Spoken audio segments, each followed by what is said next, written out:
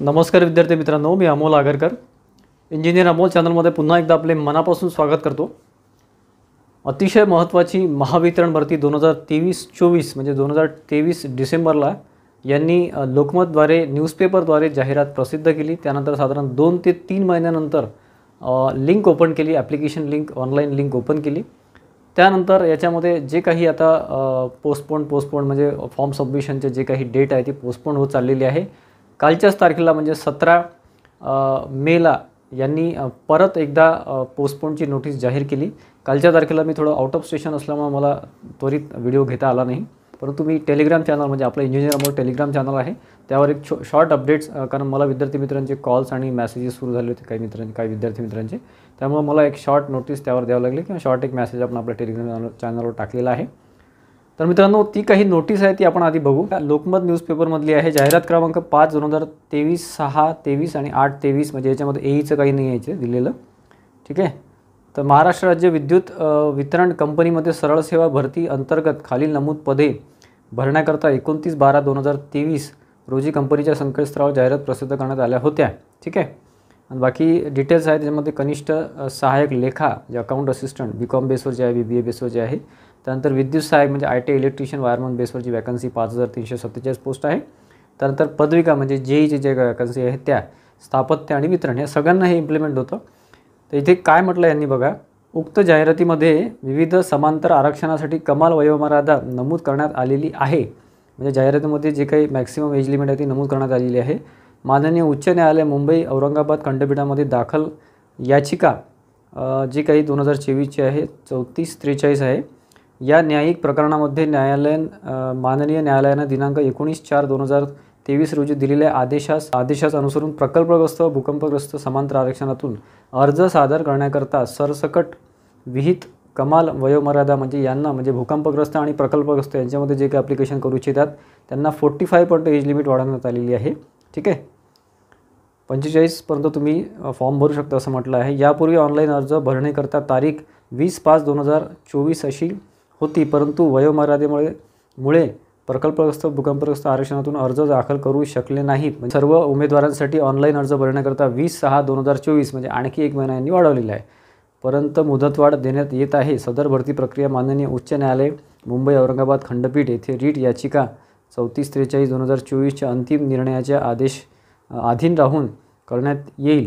अर्ज भरण्याची web link जी आहे mahadiscom.in या संकेतस्थळावर उपलब्ध असून पात्र उमेदवारांनी अर्ज सादर करण्यात यावे। 16/5/2024 ही डेट आहे। तर मित्रांनो, आपण याआधी 2-3 अपडेट्स जे मधल्या पिरियडमध्ये दिलेले आहेत त्यामध्ये ऑलरेडी आपण सांगितलेलं आहे की आणखी हे डेट वाढवतील। याचं कारण असं आहे मित्रांनो की जी काही याचिका आहे खंडपीठामध्ये औरंगाबाद मुंबई खंडपीठामध्ये, तर त्यामध्ये सुद्धा त्याचासुद्धा रेफरन्स यांना घ्यावा लागतो महावितरणचा, प्लस SEBCचा मुद्दा असेल, SEBCमध्ये जे काही त्यांना 10% जागा द्यायचे SEBCला तो मुद्दा, आणि प्लस आउटसोर्सिंगचा मुद्दा आहे। 2-3 मुद्दे आहे। त्यानुसार 4 जूनच्या आधी हे काहीच करू शकत नाही। 4 जून म्हणजे रिझल्टचा दिवस आहे लोकसभेचा इलेक्शनचा, तर आचारसंहिता असल्यामुळे या पिरियडमध्ये ते काहीच करू शकत नाही। याच्या पुढे म्हणजे 4 जूनच्या पुढे ते परत एक डिटेल जाहिरात काढतील, त्यामध्ये जे काही अलोकेशन आहे जागांचं किंवा पोस्टिंगचं ते चेंजेस त्यामध्ये करतील, SEBCला 10% देतील, प्लस आउटसोर्सिंगचा जो मुद्दा आहे तो सुद्धा इथे निकाली ते काढतील। आणि मग ते फॉर्म सबमिशन जे काही आता यांनी म्हटलेलं आहे 20/6 पर्यंत, तर 20/6 पर्यंत जर यांनी SEBCचा मुद्दा क्लिअर केला तर तो 20/6 पर्यंत होईल, किंवा त्यापुढे सुद्धा जाऊ शकते 20/7 किंवा पुढे काही डेट देऊ शकतात, एखाद्या 7व्या महिन्याची सुद्धा ते डेट देऊ शकतात।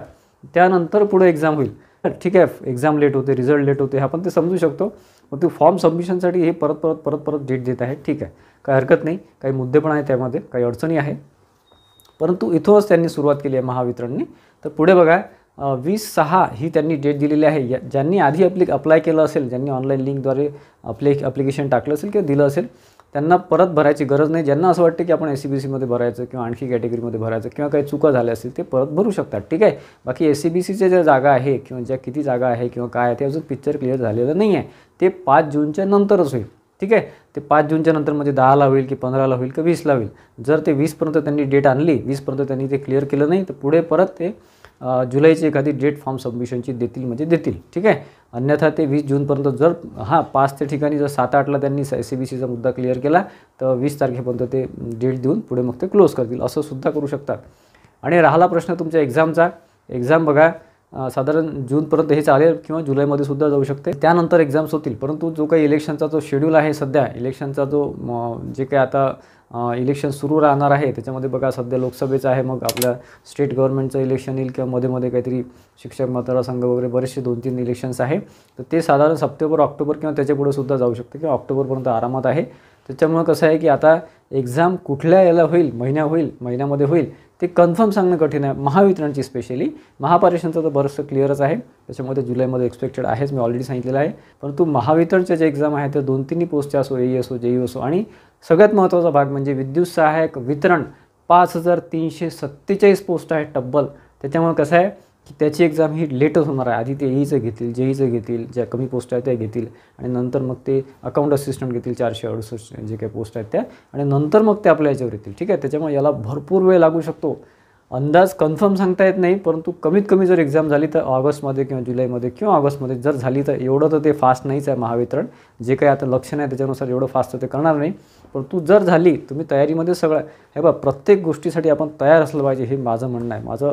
माझी टॅगलाईन असते की तयार राहा, तुम्ही तयार राहा. परंतु एक्झाम ही किती पुढे जाईल याला आता काही सांगता येत नाही. सप्टेंबर, ऑक्टोबर, नोव्हेंबर, डिसेंबर कधीही ती एक्झाम जाऊ शकते. ठीक आहे, त्याच्यामुळे तुम्ही तयारीमध्ये असाल, महापारेषणच्या तयारीमध्ये असाल, स्पेशली जे आता वायरमनचे विद्यार्थी आहेत ज्यांनी आता महावितरणला अप्लाय केलेला आहे त्यांना अतिशय चांगली संधी मिळालेली आहे. भरपूर वेळ आहे, आणि असं समजू नका की गव्हर्नमेंट चेंज झाली तर हे सगळं कॅन्सल होईल किंवा भरतीच होणार नाही. असं होणार नाही. याबद्दल मी तुम्हाला 100% सांगू शकतो की भरती कॅन्सल होणार नाही. ठीक आहे, ही गव्हर्नमेंट राहिली तर भरती करेलच, कारण त्यांना त्याचं क्रेडिट घ्यायचं असते. गव्हर्नमेंट चेंज जरी झाली तर त्यांनासुद्धा क्रेडिट घ्यायचं असते, त्यामुळे ते सुद्धा भरती कॅन्सल करू शकत नाही. ठीक आहे, ते पुढे कंटिन्यू करतीलच, फक्त त्याला वेळ किती लागेल हे आता सांगणं कठीण आहे. कारण महावितरण आहे, पहिली गोष्ट तर महावितरण आहे. दुसरी गोष्ट याच्यामध्ये आता बरेचसे जे काही खंडपीठामध्ये याचिका टाकलेल्या आहे ते आहे, जे कोर्टामध्ये याचिका आहे ते आहे, प्लस ACBCचा मुद्दा आहे, त्याच्यात ते होऊन जाईल क्लिअर, त्याला काही खूप इश्यू नाही आहे तो. परंतु हे 5 जूनपर्यंत हे करू शकत नाही, त्याच्यामुळे हे डेट वाढवत आहे आता. ठीक आहे, त्याच्यामुळे अभ्यासामध्ये राहा. जे विद्यार्थी आत्ता 1-2 महिन्यामध्ये अभ्यास सुरू केला असेल त्यांच्यासाठी अतिशय उत्तम संधी आलेली आहे. त्यांना आता भरपूर वेळ मिळणार आहे, 1-2, 4, 6 महिने जे काही असेल ते. त्यामुळे अभ्यासामध्ये राहा. एक्झाम हे जुलैमध्ये याचं फॉर्म सबमिशनच चालेल. त्याच्यानंतर कुठे ते एक्झाम ऑगस्ट, सप्टेंबर, ऑक्टोबर कधी पण होऊ शकते किंवा डिसेंबरपर्यंत जाऊ शकते. त्याच्यामुळे त्या काळजीत राहू नका. एवढंच सांगतो की तुम्ही तयारीमध्ये राहा, कारण सिलेक्शन महत्त्वाचं आहे. एक्झाम लेट झाली तर चालते आपल्याला, परंतु सिलेक्शन तुमचं गेलं नाही पाहिजे, तुमचं सिलेक्शन झालं पाहिजे. 5300 त्या पोस्ट आहे, प्लस वेटिंग जर आपण धरलं त्याच्यामुळे 2,500 ते 8,000पर्यंत त्या पोस्ट आपल्याला टोटल मिळतात आहे. ठीक आहे, तर मित्रांनो आशा करतो की बऱ्यापैकी माहिती द्यायचं, या अपडेटचा माहिती द्यायचा मी तुम्हाला प्रयत्न केलेला आहे. यापुढे जर काही महत्त्वाचं अपडेट असलं किंवा आपल्याला काही महत्त्वाची माहिती मिळाली तर त्याबद्दल आपण तुम्हाला माहिती देऊच. आजचा व्हिडिओ आवडला असेल तर प्लीज व्हिडिओला लाईक करा आणि जास्तीत जास्त विद्यार्थ्यांमध्ये शेअर करा, जेणेकरून त्यांनासुद्धा ही महत्त्वाची माहिती मिळेल. आणि आपल्या चॅनलला, इंजिनियर अमोल चॅनलला, यूट्यूब चॅनल नक्की सबस्क्राईब करून ठेवा, जेणेकरून जे महत्त्वाचे छोटे अपडेट्स असतात ते तुम्ही मिस करणार नाही. धन्यवाद मित्रांनो.